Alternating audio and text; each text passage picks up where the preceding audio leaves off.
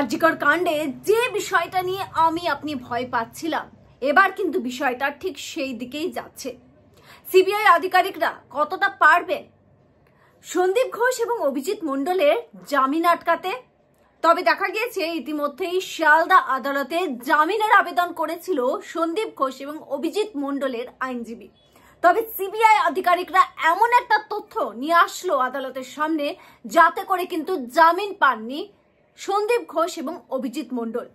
ইতিমধ্যেই আদালতকে জানালেন তারা যে আবারও ডিভিআর এবং হার্ড ডিস্কের রহস্য, আবারও ডিভিআর আর হার্ড ডিস্ক সিএফএসএল এর কাছে পাঠিয়েছেন তদন্তকারীরা।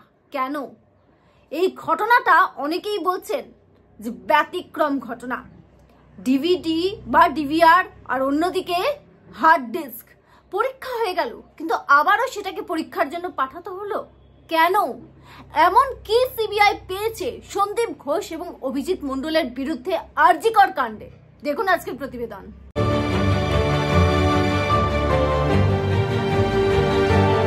নমস্কার, দ্য পাবলিক পোল ব্রেকিং নিউজে আপনাদের সকলকে স্বাগত।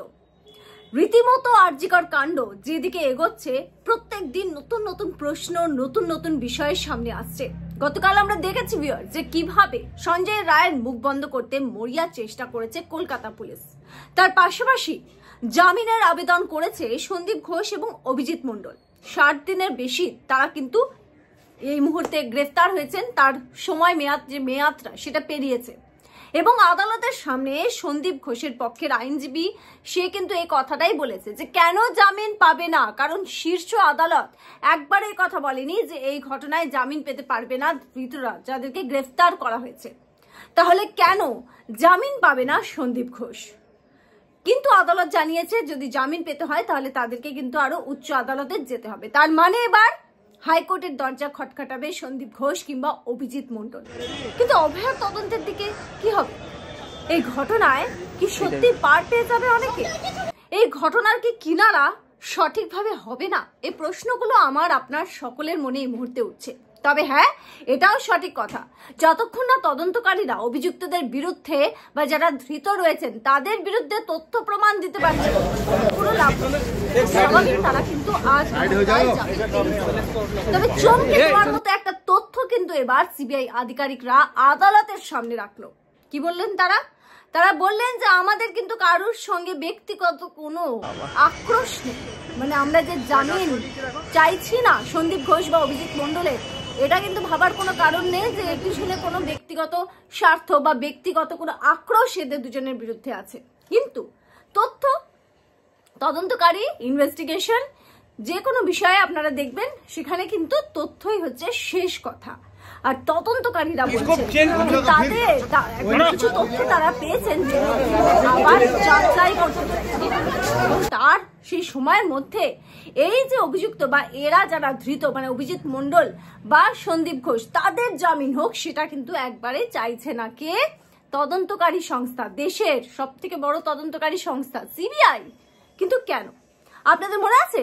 আপনাদের মধ্যে অনেকে আমাকে বারবার কমেন্টে কিন্তু প্রশ্নও করেছিলেন যে সেই ডিভিডি আর এবং যে 5টি হার্ড ডিস্ক, তার মধ্যে কি পাওয়া গেল? সেটা রীতিমতো একটা বড় সড় রহস্য, যার রহস্য ভেদ করতে এখন মরিয়া রয়েছেন তদন্তকারীরাও, সিবিআই অফিসাররাও। তার কারণ যা যা এসেছে সেখানে সেটাকে আবারও কিন্তু রিচেক করতে চাইছেন তারা। আবারও কিন্তু সেই ডিভিআর এবং যে ডিভিডি যেগুলো রয়েছে আর কি, কিংবা যা যা হার্ড ডিস্ক রয়েছে, আবারও তারা কিন্তু পাঠিয়েছেন কেন্দ্রীয় যে ফরেন্সিক যে সংস্থা রয়েছে সিএফএসএল, সেখানে কিন্তু পাঠানো হয়েছে। কিন্তু কেন? এখানে অনেকে কিন্তু বলছেন যে এই বিষয়টা কিন্তু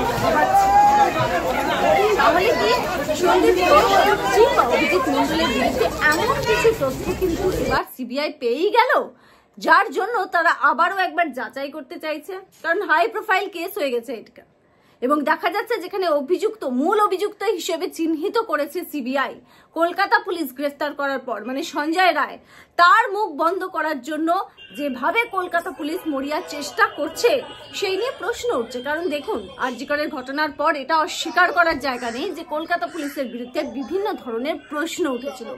কেন আগে আগে বডিটা পুড়িয়ে দেওয়া হলো? কেন মা বাবাকে দূরে রাখা হচ্ছিল বডি থেকে? কেন শ্মশান ঘাটে দুটো বডি টোপকে অভয়ার বডিকে ফিরিয়ে দেওয়া হলো, কেন কলকাতা পুলিশের পক্ষ থেকে সঠিক পদক্ষেপ নেওয়া হয়নি, আরো অনেক কেন ভূমিকা সেটার উপর উঠেছে এবং সাধারণ মানুষ প্রশ্ন করেছে। সাধারণ মানুষ রাজপথে নেমেছে, বাংলার কোনায় কোনায় মানুষ নেমেছে যাতে অভয়া বিচার পায়। কিন্তু এবার 60 দিন পেরিয়ে গেছে, আর যদি সিবিআই, যেটা এখনো সিবিআই কিন্তু সন্দীপ এবং অভিজিৎ মন্ডলের বিরুদ্ধে কোনো চার্জশিট দেয়, সেক্ষেত্রে তাদের কিন্তু একটা জামিনের সম্ভাবনা আছে। তবে সিবিআই যে কথাটা বলল যে তারা সিএফএসএল এ আবারও ডিভিআর এবং হার্ড ডিস্ক পাঠিয়েছে, এখানেই এবার কিন্তু একটা বড়সড় প্রশ্ন উঠছে যে তাহলে সিবিআই কি ব্রেক থ্রু পেয়েছে? সিবিআই কি এই কেসের কিনারা করেছে? এমন সিবিআই কি পেয়েছে তার মধ্যে সেই ডিভিআর কিংবা সে হার্ড ডিস্কে যে আবারও যাচাই করতে পাঠানো হলো? শুধু তাই নয়, অনেকে কিন্তু কথাটাও বলছে যে বিষয়টাও রীতিমতো একদম বিরল একটা ঘটনা, কারণ একটা ডিভিআর পাঠানো হয়েছে, হার্ড ডিস্ক পাঠানো হয়েছে, সেটা পরীক্ষা নিরীক্ষা হয়েছে, তার যে রিপোর্ট, সেই রিপোর্ট এসেছে, সেই রিপোর্ট দেখেছেন সিবিআই আধিকারিকরা। আবারও সেই ডিভিআর পাঠানো হয়েছে সেম ফরেন্সিক ল্যাবে, আবারও সেই যে হার্ড ডিস্ক সেটা পাঠানো হয়েছে এবং সেই রিপোর্টটার জন্য তারা অপেক্ষা করছেন। কি রহস্য রয়েছে সেখানে? রহস্য তো আছে, রহস্যের গন্ধ তো পাওয়া যাচ্ছে। আর আদালতে আবার কি জানাচ্ছেন সিবিআই অফিসাররা, যে সেই রিপোর্টটা যখন আসবে তখন কিন্তু এই দুজনকে, মানে সন্দীপ ঘোষ এবং তার পাশাপাশি অভিজিৎ মন্ডলকে জেরা করার অত্যন্ত প্রয়োজন রয়েছে। কি পেলেন সিবিআই আধিকারিকরা? কিছু তো আছে সেই ডিভিআর এবং সেই হার্ড ডিস্কে।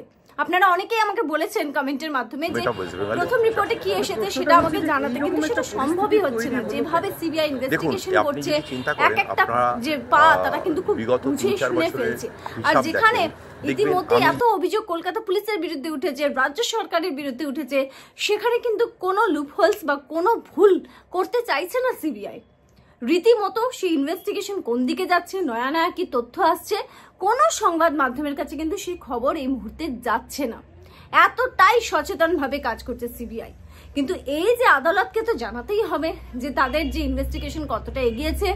অবশ্যই সেটা কেস ডায়েরির মারফত তারা জানাচ্ছেন, রীতিমতো বন্ধ ঘরে সমস্ত কিছু চলছে, আমাদের জানার উপায় নেই। কিন্তু যখন এই কথা বলা হয়েছে আদালতে এবং যেটা বলা হয়েছে যে না, সন্দীপ ঘোষ অভিজিৎ মন্ডলকে আবারও জেরা করা হবে, আবারও জেরা করার প্রয়োজন রয়েছে, কিন্তু সেই রিপোর্টটা একেবারে স্পষ্ট, এখানে প্রত্যেকটা জায়গায় তোলাবাজি কোনো কিছু তো আছে যেটা দেখে বা প্রথম রিপোর্টটা হাতে পাওয়ার পর যে সিবিআই অফিসারদের কিছু না কিছু একটা সন্দেহ হয়েছে এবং তারা মনে করেছেন যে না, এটা আরো একবার যাচাই হওয়ার প্রয়োজন রয়েছে। এবং যাচাই হওয়ার পর যখন রিপোর্টটা আসবে, সেই রিপোর্টের উপর ভিত্তি করে আবারও সন্দীপ ঘোষকে জিজ্ঞাসাবাদ করার অত্যন্ত কিন্তু প্রয়োজনীয়তা রয়েছে। কি আছে? বড় সড় প্রশ্ন। তাহলে এই যে রিপোর্টটা প্রথমে এসেছিল, সেখানে সিবিআই আধিকারিকরা এমন কিছু তথ্য পেয়েছে যেটা তারা চমকে উঠেছেন, যেটা তারা মনে করছেন যে না, আরো একবার কি করাবো, আমরা রিচেক করাবো, যেটা আদৌ হতে পারে, এটা আদৌ হয়েছে, এমন কিছু তথ্য। কিন্তু সেটা কি? অভয়ার এই ঘটনার সঙ্গে কি যোগাযোগ থাকতে পারে সন্দীপ ঘোষ আর অভিজিৎ মন্ডলের? কারণ সিবিআই আগেই বলেছে যে অভয়ার যে ঘটনা সেটা একটা লার্জার কনস্পিরেসি। কি লার্জার কনস্পিরেসি হতে পারে? একটা মেয়েকে এইভাবে নৃশংসভাবে সরিয়ে দেওয়া হলো পৃথিবীতে। এই যে বললাম আবার, আমি কষ্টবক্তা, যা বলার সত্যি কথাটা সত্যি বলি, তার অনেক দিক কিন্তু মধ্যে আমরা বুঝতে পারছি বা প্রশ্ন উঠছে। তবে এবার দেখার যে সিবিআই আধিকারিকরা ঠিক কি প্রমাণ তাদের বিরুদ্ধে নিয়ে আসতে পারে। কারণ যেটা বললাম প্রথমে, তথ্য ছাড়া কাউকে কিন্তু আমরা অভিযুক্ত বলতে পারবো না। সেই অপরাধের ওপর যতই প্রমাণ লোপাট হয়ে থাকুক, যাই হয়ে থাকুক, কোনো মানুষের বিরুদ্ধে যতক্ষণ না প্রমাণ পাওয়া যাচ্ছে কোনো লাভ নেই। সেক্ষেত্রে অভয়ার যে ইনভেস্টিগেশন এবার কোন দিকে যায়, আর সেই ডিভিআর আর সেই হার্ড ডিস্কের ভেতরে কি রহস্য লুকিয়ে থাকে, যা খবর পাবো, যতটুকু পাবো আপনাদের সঙ্গে আগামী দিনে শেয়ার করব। আপনারা দেখতে থাকবেন the public pole breaking news. আপনাদের মতামত অবশ্যই কিন্তু দ্য পাবলিক পোল ব্রেকিং নিউজে কমেন্ট করে জানাবে। আপনাদের মতামতের অপেক্ষায় থাকি আমরা। দেখতে থাকবেন the public pole breaking news, জনতার দরবার।